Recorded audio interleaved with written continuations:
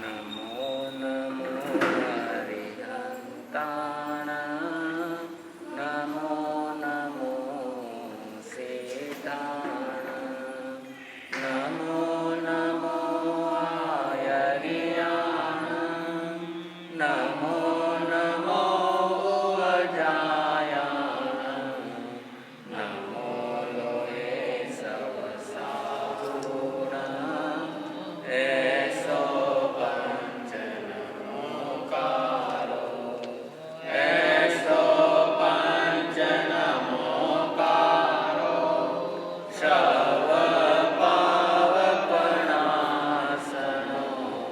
मंगलानं च सर्वेषि परमं हरि मंगलम् मंगलानं च सर्वेषि परमं हरि मंगलम्।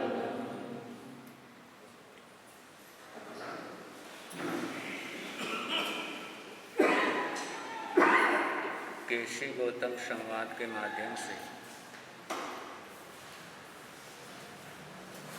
चर्चा आगे बढ़ रही है।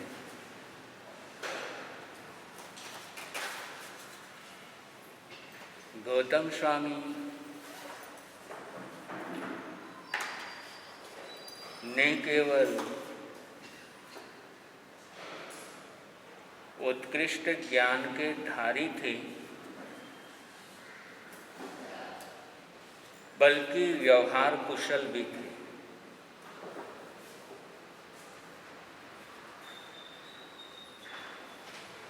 यही कारण है ज्ञान में श्रेष्ठ होने के बाद भी जीवन के अंदर श्रुत मद नहीं।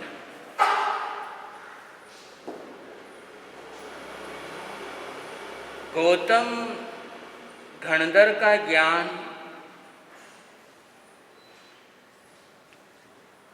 तीन शब्दों को सुनकर के इतना ज्ञान हो गया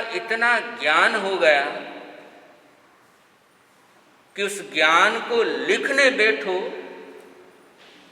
तो 16,683 हाथी डूबे इतनी शाई लगती है।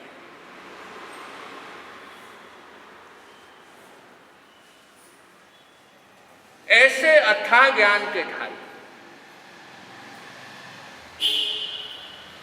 लेकिन देखा केशी श्रवण ज्येष्ठ कुल के हैं, और न केवल ज्येष्ठ कुल के हैं बल्कि दीक्षा पर्याय भी उनकी बड़ी है। तो वहां पधार गए जहां पर केशी श्रवण विराजमान है।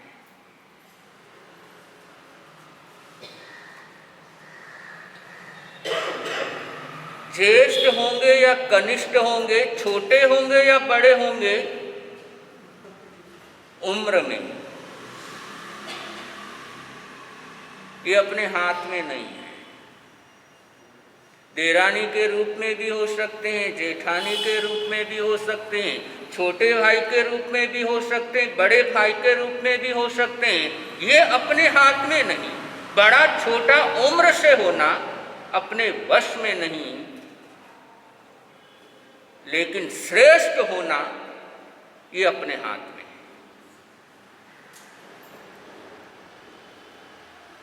भगवान श्री राम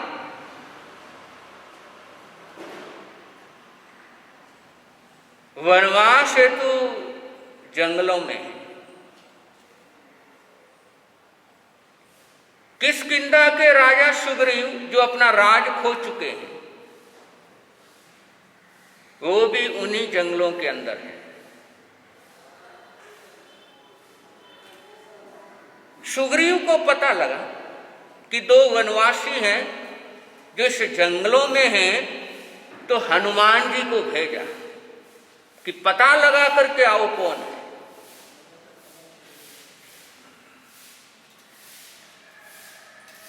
हनुमान जी पहुंचे तो हनुमान जी ने देखा ये तो भगवान है, स्वयं राम पधारे हैं।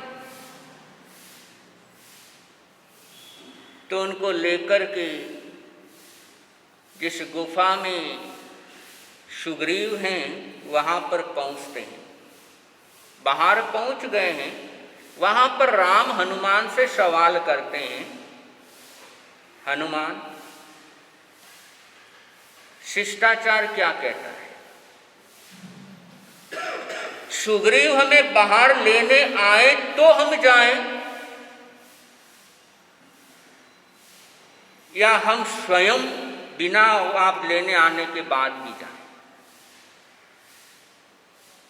हनुमान जी कहने लगे, भगवान किष्किंधा के राज्य से अयोध्या राज्य बड़ा है, इस हिसाब से आप बड़े हो। सुग्रीव अभी राजा नहीं रहा, लेकिन आप जंगल में हैं, फिर भी अयोध्या के राजा हैं, उस हिसाब से भी आप बड़े। इसलिए शिष्टाचार तो ये कहता है सुग्रीव आए बाहर और आपको आदर के साथ अंदर लेकर के जाए। लेकिन भगवान गुस्ताखी माफ, आप बड़े हो, बड़प्पन दिखाते हुए स्वयं अंदर चलो।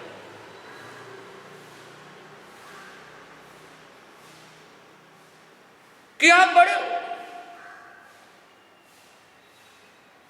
अरे बड़प्पन दिखाने का वक्त है,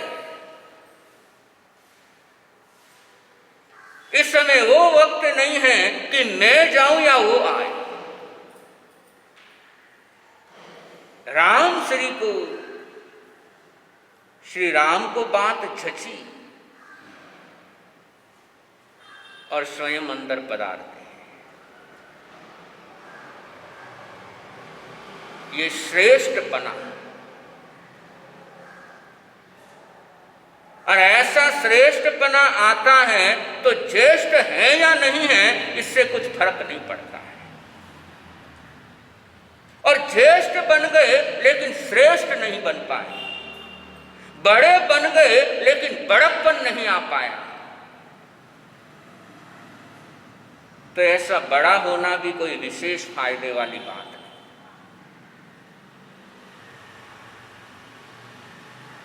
तो गौतम गणधर अपने शिष्यों के साथ वहां पधार जाते। अब गेंद केशी शर्मण के पाले में,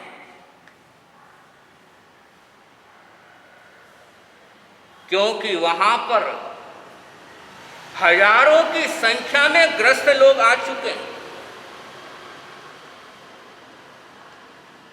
सबके लिए एक उत्सुकता का विषय है कि दो परंपरा का मिलन हो रहा है। तो कोई जिज्ञासावश आ रहा है, कोई उत्सुकतावश आ रहा है, और कोई खोपड़ी ऐसी भी है लगता है लड़ाई झगड़ा होगा, वो देखने के लिए चलते हैं।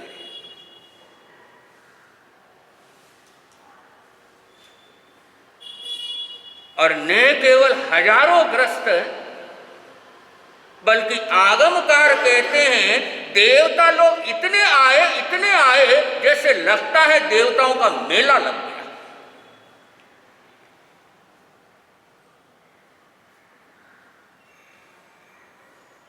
जहां भगवान की कथा होती है, जहां सत्संग होता है, वहां पर देवता उपस्थित रहते ही रहते हैं, अदृश्य रूप से।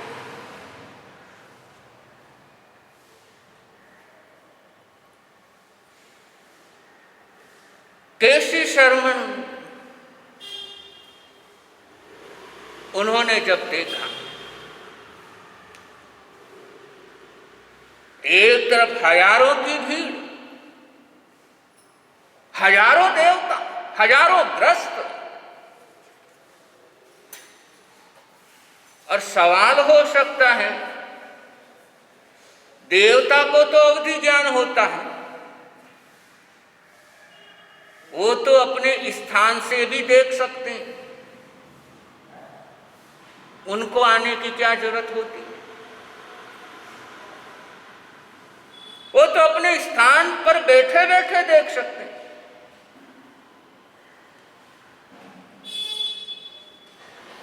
फिर क्यों आते हैं?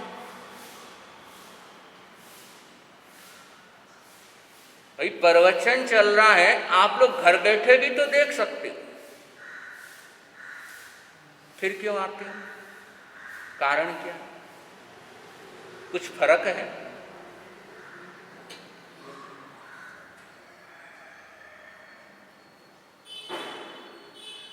बंधु, घर पर बैठे बैठे सुनना सिर्फ शब्द मिलते हैं, सामने बैठे हुए रस मिलता है।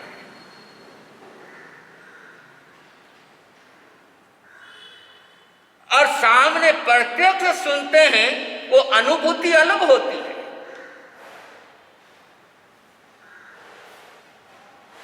इसीलिए देवता अवधि ज्ञान से देख सकते हैं, लेकिन फिर भी सत्संग में आते हैं, क्योंकि वहां बैठे बैठे शब्द तो कानों में पड़ जाते हैं, लेकिन अनुभूति नहीं हो पाती। सूचना मिलती है, लेकिन भाव यहां पर आकर के सुनो, अलग भाव रहेंगे। घर बैठे बैठे सुनो, जो यहां भावना है वो भावना वहां पर नहीं हो सकती।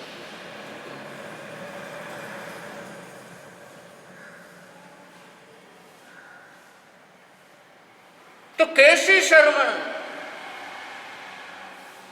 कैसा स्वागत करते हैं, उसके लिए आगमकारों ने कहा सम्मम पड़ी रुआ।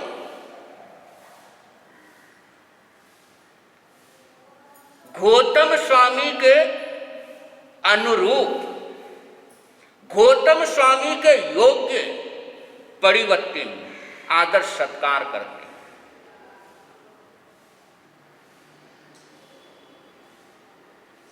आदर सत्कार कैसे करना चाहिए? सामने वाले के अनुकूलता के हिसाब से, अपनी अनुकूलता के हिसाब से नहीं होना चाहिए।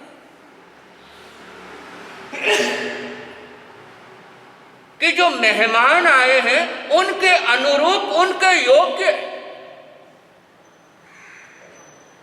आदर सत्कार होना चाहिए।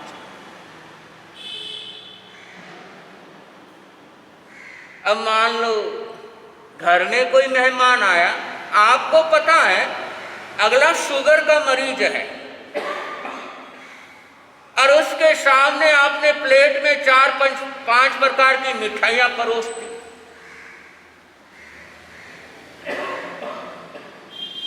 क्या ये योग्य है उसके?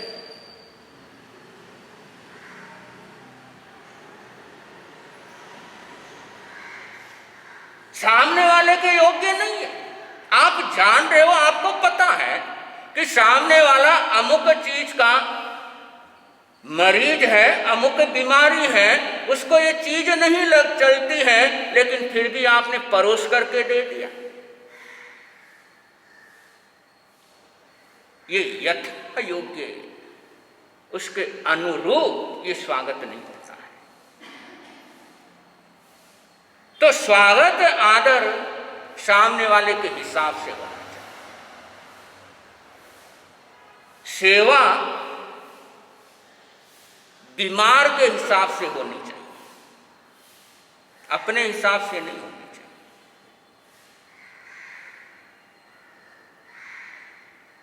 बीमार के हिसाब से सेवा होती है तो सेवा कहलाती है,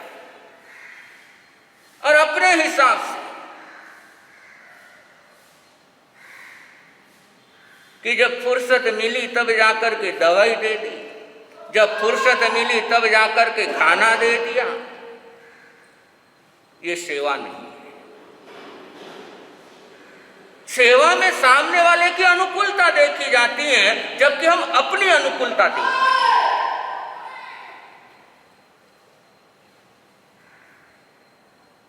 और अपनी अनुकूलता से चलते हैं तो सेवा नहीं होती है।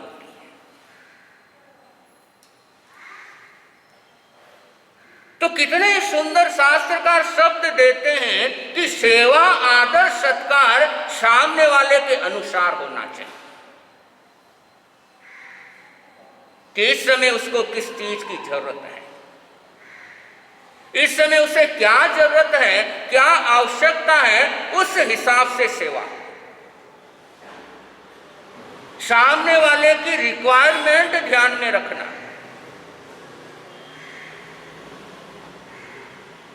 और 5 प्रकार के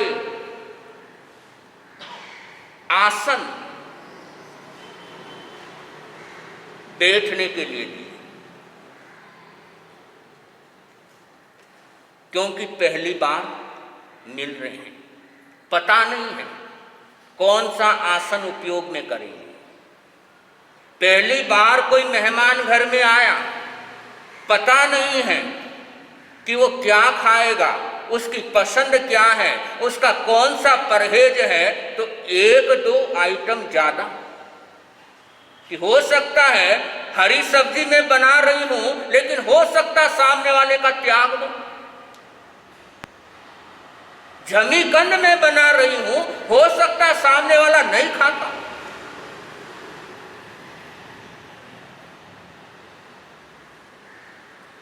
तो ऐसा अध्ययन के अंदर ऐसी छोटी छोटी बातें जो अपने हर समय काम आती है कि 5 आसन, क्योंकि कैसे श्रवण को नहीं जानकारी कि कौन सा आसन प्रयोग करें, और एक आसन दिया और उनके उपयोग में नहीं आया, उनके उपयोग में नहीं आ रहा है, तो काम का नहीं।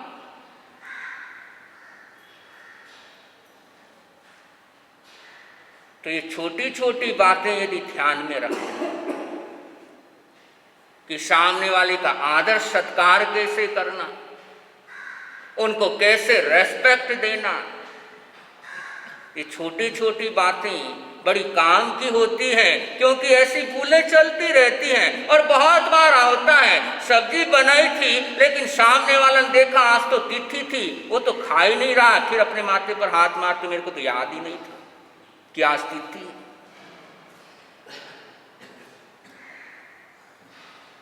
अब कैसी श्रवण सोचने लगे ये शानदार माहौल जो तैयार हुआ है, इसको और ज्यादा मैं संवारूं।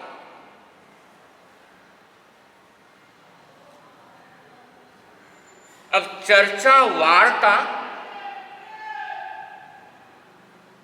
पहले कौन शुरू करे?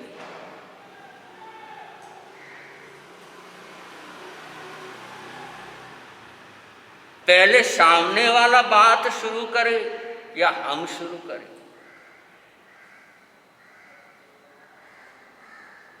बड़े दीक्षा में केसी शर्मा, ज्ञान में बड़े धनंदर गौतम।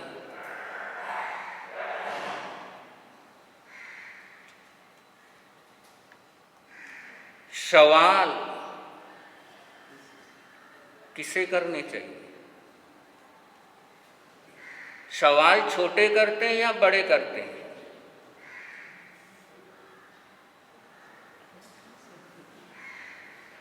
छोटे। बड़े सवाल नहीं करते, भले ही कुछ आए ना, बाप को भले ही कुछ नहीं आता हो, लेकिन बेटे से पूछ सकता है सवाल।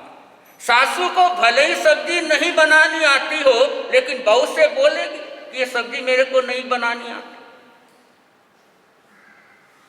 हो ही नहीं सकता।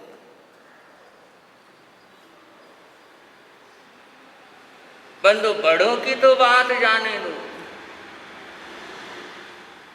हम लोग छोटे भी बड़ों के सामने अपना अज्ञान कबूल नहीं कर पाते।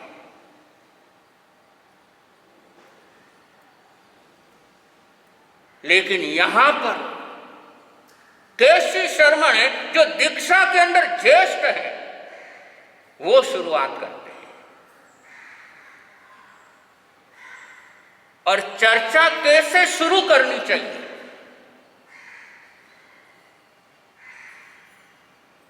बात कैसे शुरू करनी चाहिए, ये सारे व्यवहार की बातें हैं।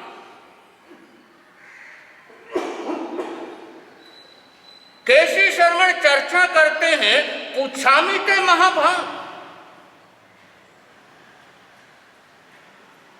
हे महाभाग्यशाली। कितना सुंदर संबोधन, महाभाग। हे महाभाग्यशाली, पूछामि, मैं पूछना चाहता हूं।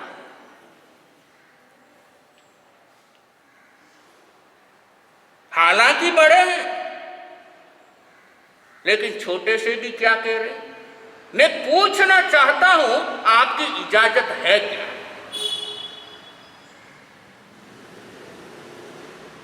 डायरेक्ट सवाल नहीं है कि आपको अनुकूलता है क्या?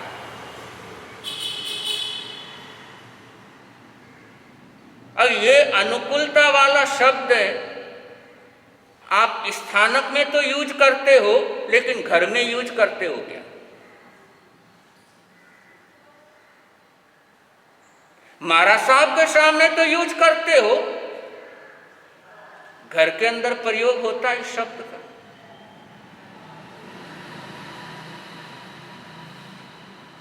क्यों?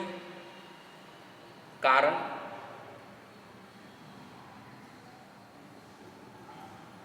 किसी को काम घोड़ा रहे हो, अपने से छोटा है। गौतम स्वामी केशरी श्रवण से दीक्षा में छोटे हैं, लेकिन फिर भी क्या पूछ रहे? मैं पूछना चाहता हूं। तो किसी को काम घोड़ा रहे हो तो पहले पूछो कि तुम्हें ये कार्य करने की अनुकूलता है क्या?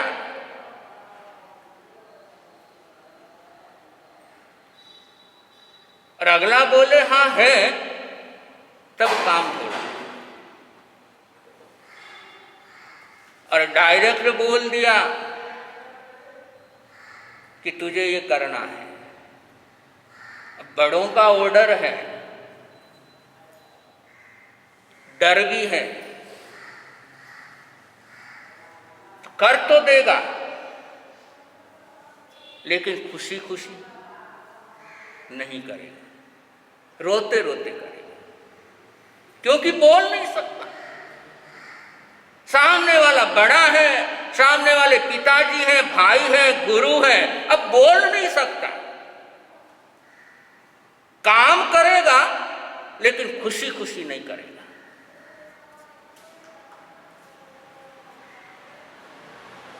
उस काम की किसी को जिम्मेदारी दो मत, जो काम को बोझ समझ करके करे। बोझ समझकर किया जाने वाला कार्य क्वालिटी वाला हो ही नहीं सकता।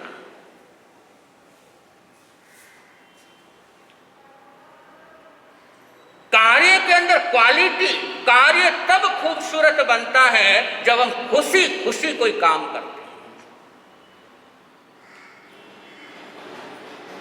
इसलिए किसी को भी काम देना हो, किसी को जिम्मेदारी जवाबदारी देनी हो, तो पहले पूछ लो भाई तू ये करेगा क्या? अगर करता है तो ठीक है, थोपना नहीं।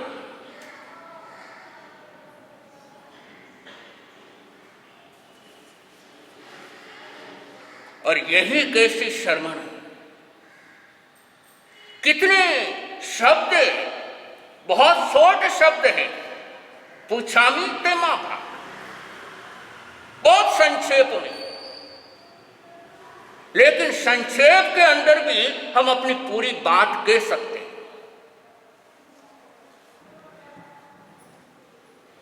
अमूमन देखने में आता है कि आदमी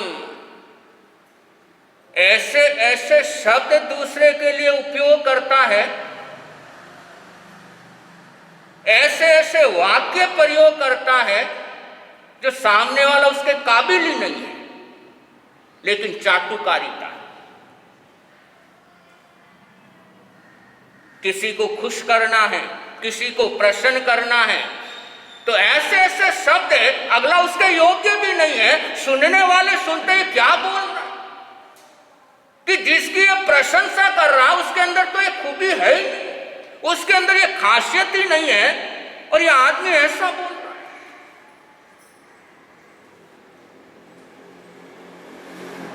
और इसे चाटुकारिता कहते हैं, मक्खन लगाना कहते हैं। लेकिन यहां पर जो महापुरुष हैं, जो समझदार हैं, वो उन्हीं शब्दों का उपयोग करते हैं, सामने वाले को देख करके गुण निष्पन्न शब्दों का उपयोग करते हैं। जो सामने वाले के अंदर जो क्वालिटी है उसको देख करके शब्द उपयोग करना, कि सामने वाले के अंदर क्वालिटी नहीं है और हम उसके लिए उसके बारे में बोले ही जा रहे हैं। लोगों को पता तो है ही। भाई बेंगलोर शहर के हर आदमी से आप लोग परिचित हो और किसी को खुश करने के लिए कोई बोले जा रहा पता तो है ही। लेकिन बात को संक्षेप में बोलना और सामने वाले में जितनी क्वालिटी है वैसा ही बोलना, बड़ा संक्षेप में सब कुछ कह दिया। हे महाभाग्यशाली, मैं तुमसे पूछना चाहता हूं। और बंधुओं, ये व्यवहार ये स्कूल की पढ़ाई से नहीं आ सकता।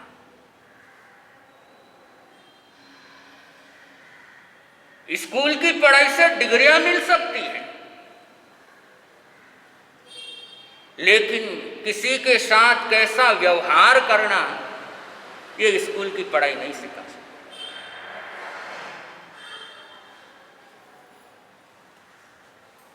तो यहां पर केसी शरवण गौतम स्वामी से कह रहे हैं, पूछामी ते महाभाग, हे पुण्यवान पुरुष। क्योंकि पुण्यवान इसलिए बोला क्योंकि भगवान महावीर के चरण सेवा कर रहे हैं, और जो भगवान महावीर की सेवा करे वो तो मां भाग्यशाली है। जो भगवान महावीर के सानिध्य में रहे वो मां पुण्यशाली है।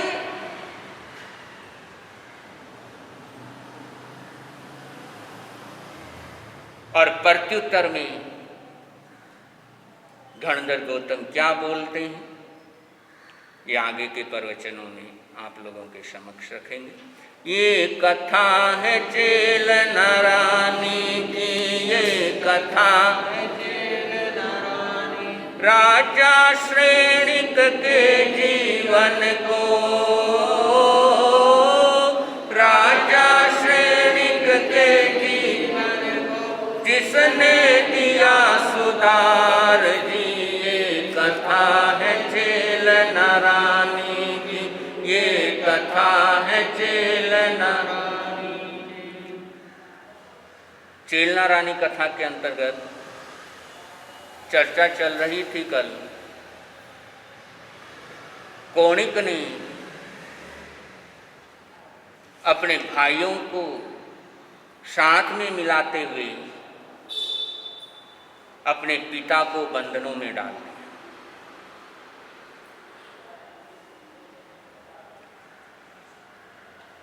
जीवन का जो मूल अर्थ है, जीने का जो मूल रहस्य है, वो हमने जटिल कर दिया। सिर्फ इसलिए क्योंकि हम 1 2 का 4 करने में बिजी हो गए, और 1 2 का 4 करते करते पैसे की भाषा ऐसी सीख गए, प्रेम की भाषा भूल गए।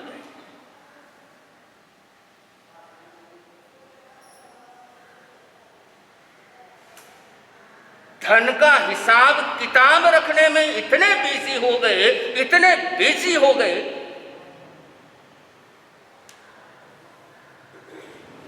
कि बाकी सारे हिसाब किताब ने आत्मा का हिसाब किताब की तरफ ध्यान है, ने परिवार की तरफ ध्यान रहा। कितना अच्छा हो जाए, यदि जितनी केयर हम पैसों की करते हैं उतनी केयर रिश्तों की करने लग जाए।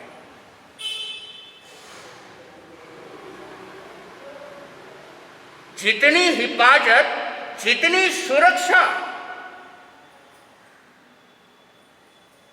आप लोग पैसों की करते हो, जितने सावधान रहते हो, उतने ही सावधान रिश्तों को निभाने में हो जाए।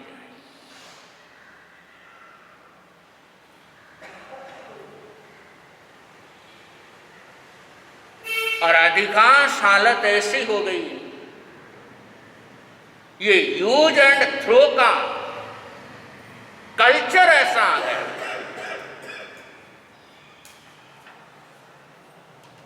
कि आदमी वस्तुओं का यूज एंड थ्रो करते करते इंसानों की तरफ भी यूज एंड थ्रो की नजरें हो गई कि जब तक अपना स्वार्थ निकलता है तब तक उपयोग करो सामने वाले का, और स्वार्थ पूरा हुआ फेंक दो, साइड में करो।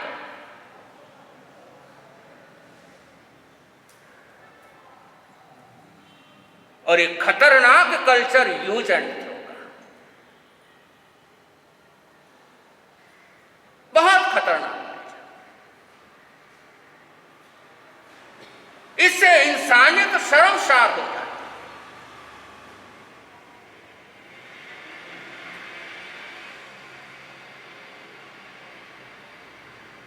वर्तमान में देख लो, अपने आसपास नजर दौड़ा लो, हर किसी का कैरेक्टर ऐसा ही है। चाहे भाई हैं, चाहे रिश्तेदार हैं, चाहे जान पहचान वाले हैं, लगभग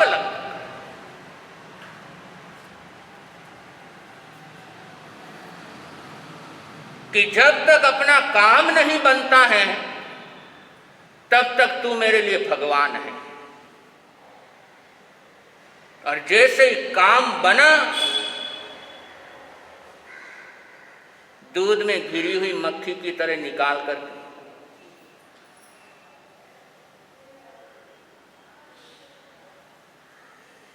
इससे हमारी ये यात्रा बहुत जटिल बन जाती है। कौन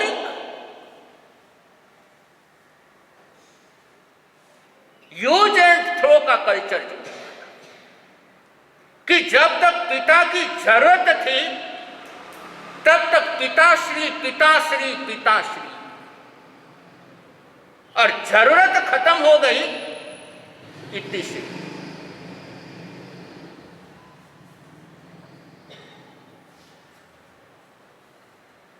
तो कम से कम इतने स्वार्थी भी हम नहीं बने।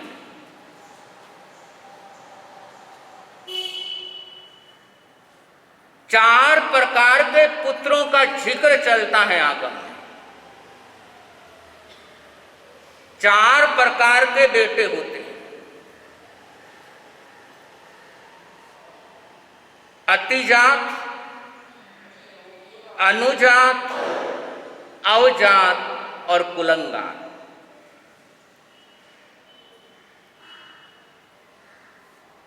अतिजात पुत्र वो होता है जो अपने पिता के यश में चार चांद लगाता है, पिता की इज्जत को बढ़ाता है, अपने खानदान की इज्जत को बढ़ाता है।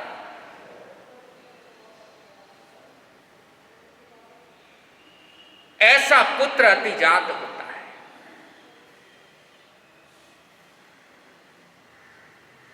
अनुजात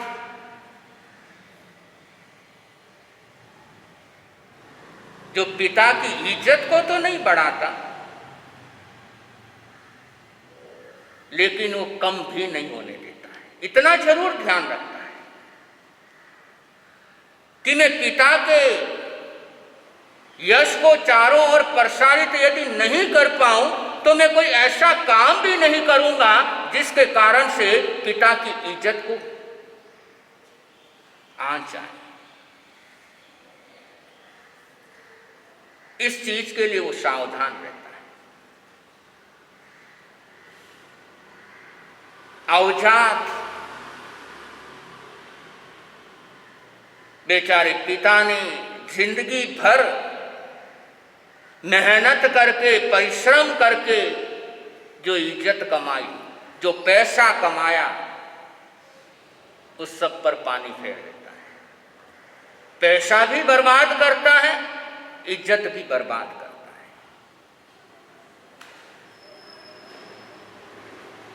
और चौथे प्रकार का पुत्र होता है कुलंगार,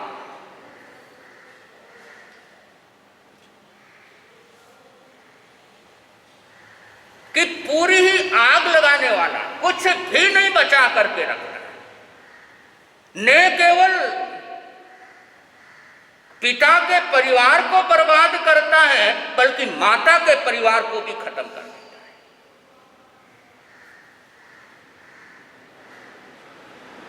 कुछ बचा करके नहीं रखता। और कौन ही कुलंगार,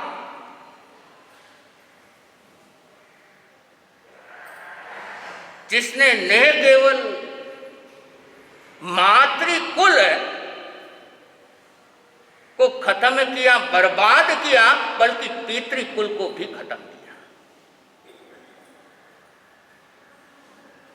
नाना के साथ लड़ाई करी,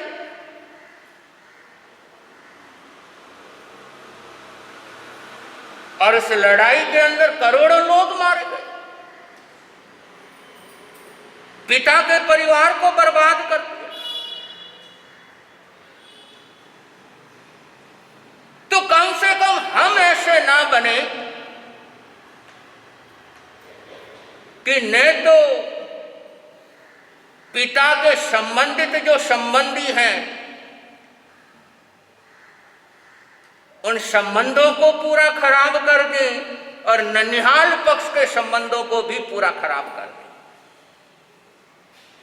कि ने ननिहाल पक्ष के रिश्तों के साथ अच्छा संबंध है, ने अपने परिवार के पक्ष के साथ अच्छा संबंध, सब कुछ बिगाड़ दे।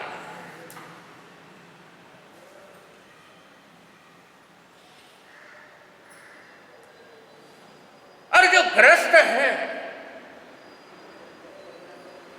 उसका तो कर्तव्य बनता है, और किसी का आदर सत्कार कर पाए या ना कर पाए, अपने माता पिता का आदर सत्कार जरूर करें। क्योंकि सबसे बड़ा उपकार, सबसे पहला संबंध जीव का किसी के साथ जुड़ता है तो माता पिता के साथ जुड़ता है। बाकी संबंध तो जन्म लेने के बाद जुड़ते हैं,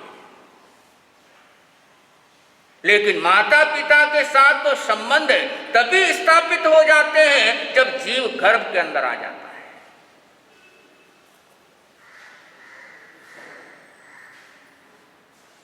और तभी से मां उस बच्चे का लालन पालन शुरू कर देती है,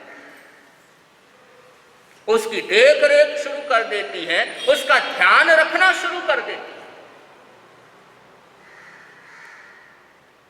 और मां तब तक उस बच्चे को संभालती रहती है जब तक बच्चा अपनी खुद संभाल करने में सक्षम नहीं होता है।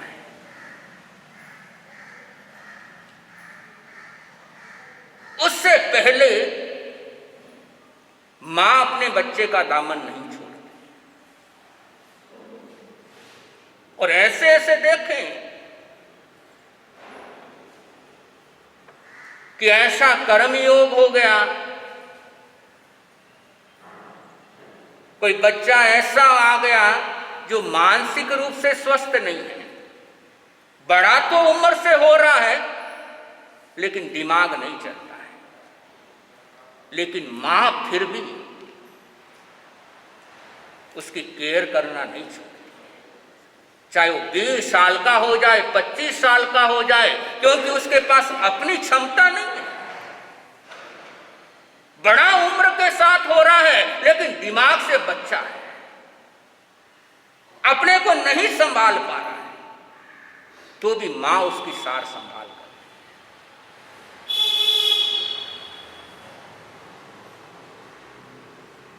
इसलिए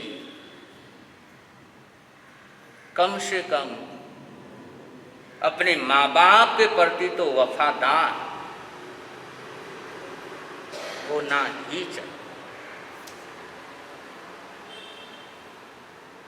लेकिन कौणिक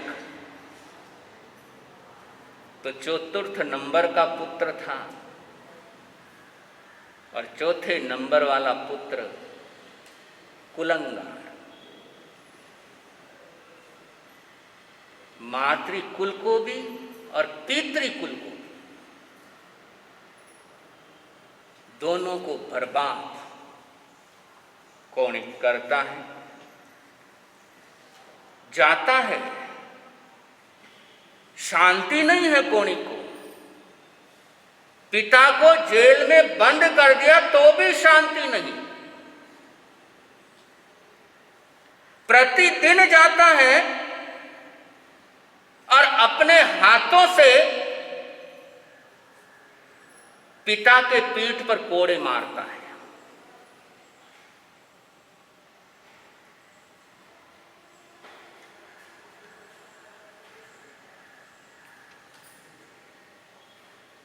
स्वयं। और आज भी इस दुनिया के अंदर ऐसे कौणिकों की भरमार है। हो सकता है हाथों से वो कोड़े नहीं मारते हो, लेकिन शब्दों के कोड़े तो मां बाप पर प्रहार करते ही रहते हैं। और शब्दों के कोड़े बहुत भयानक होते हैं।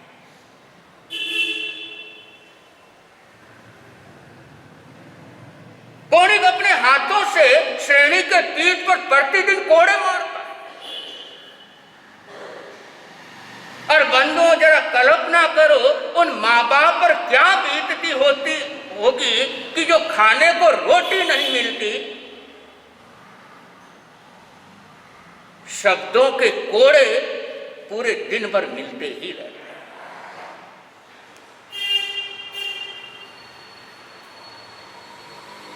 और वो वृद्ध बहुत भाग्यशाली कि उम्र होने के बाद भी उनकी थाली में रोटी आती है।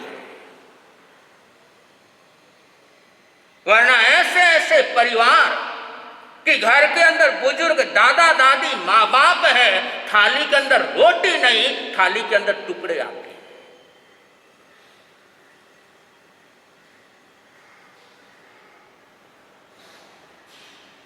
तो जिंदगी के अंदर कभी कौणिक मत बनना। अपने माँ बाप को परेशान करने वाले मत बनना।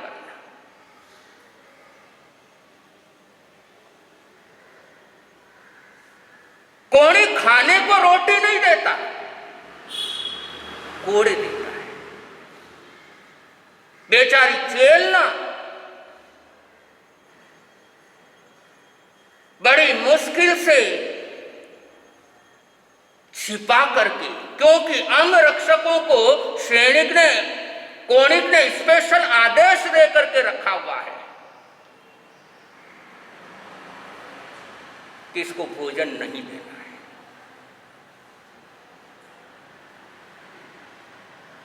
चेलना यदि मिलने के लिए जाती हैं तो कपड़ों में, बालों में इधर उधर छिपा करके रोटियां लेकर के जाती।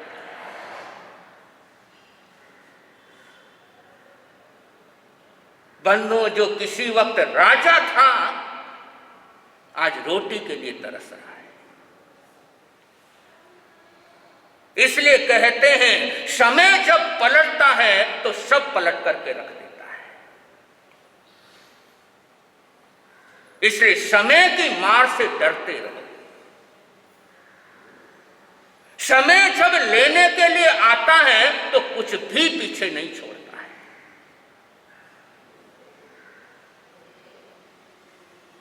इसलिए समय समय पर अच्छे कार्य करते हैं। जो मगध देश का राजा, लेकिन आज हालत ऐसी, कुछ नहीं कर सकता। जिसके एक इशारे से पूरा मगध देश खामोश हो जाता था, आज उसकी जुबान से आवाज नहीं निकल रही है।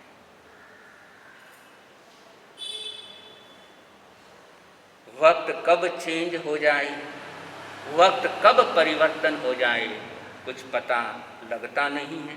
आगे की कथा, आगे के प्रवचन में, ये कथा है चेल नारानी की, ये कथा राजा श्रेणिक के जीवन को,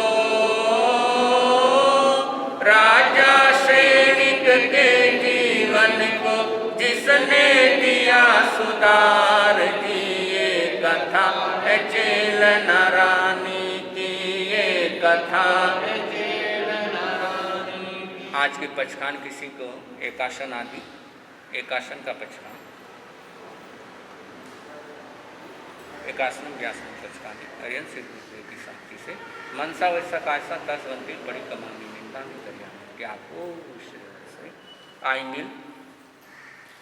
आइंडिलम पचकामी अरियन सिद्ध गुरुदेव की शक्ति से देवालयणम महत्रागारेणम सब समय वत्यागारेणम त्यागो श्री उपवास हो। चौथम बत्तम पचकामी तीढ़म पियारम आसनम खायमम सायमम अनथना भोगेणम मैत्रागारेणम सब समय वत्यागारेणम त्यागो। तपस्या करने वालों को चतारी मंगलम अरहंता मंगलम सिद्धा मंगलम साहू मंगलम केवली बनतो धम्मो मंगलम। चतारी लोगुतमा अरहंता लोगुतमा सिद्धा लोगुतमा साहू लोगुतमो केवली बनतो धम्मो लोगुतमो। चतारी शरणम पवज्जामि अरहंते शरणम पवज्जामि सिद्धे शरणम पवज्जामि साहू शरणम पवज्जामि केवली पणतम धम्मम शरणम पवज्जामि। 4 शरण मंगल करण आनंद ही आनंद कर। संघ की तरफ से सूचना।